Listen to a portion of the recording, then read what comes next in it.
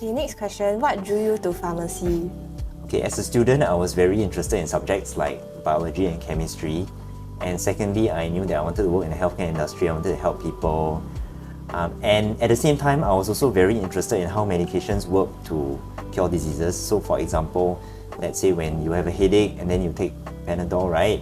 So how does the Panadol know once it enters your mouth to actually travel to your head to relieve the pain, right? So I was interested in these kind of questions and their answers.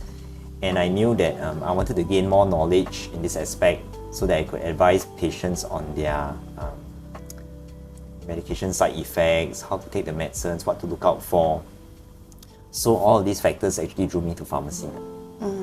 Lastly, do you have any words of advice to all current and incoming pharmaceutical science students?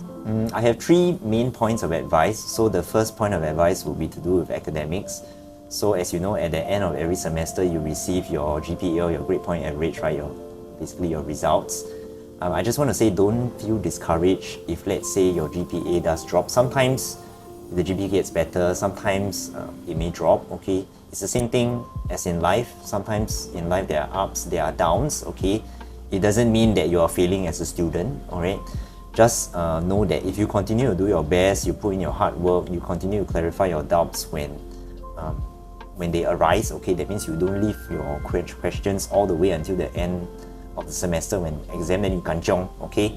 As long as you do these things, you won't go into failure. You won't go into failure mode lah. Okay, your GPA will remain relatively okay. My second piece of advice would be to do with maintaining relationships, whether it's inside school or outside school. But since we're in a school context, I focus on relationships with classmates. I know that perhaps not everyone will get along very, very well with everyone in the class. Okay, but I know that most of you do have your small groups of friends, cliques, that you study together, you eat together, move around school together. Try to treasure and bond with these classmates, okay, now and also next time when you graduate. So last time when I was a student, I think one thing I could do better was to actually treasure these friendships a little bit more and to make more effort in maintaining contact with these good friends of mine lah when we graduate. And then the last piece of advice that I have would be to do with keeping healthy. Yeah, it may sound a bit of a nag, but I know that nowadays many young people, they like to sleep late, okay, or they don't sleep at all. Sometimes I receive WhatsApp messages from students at 3:30 a.m. or 4 a.m. and I'm wondering, why are you not sleeping at that point of time, of the day? Okay, when you get enough sleep versus when you don't get enough sleep, you can really feel the difference, okay?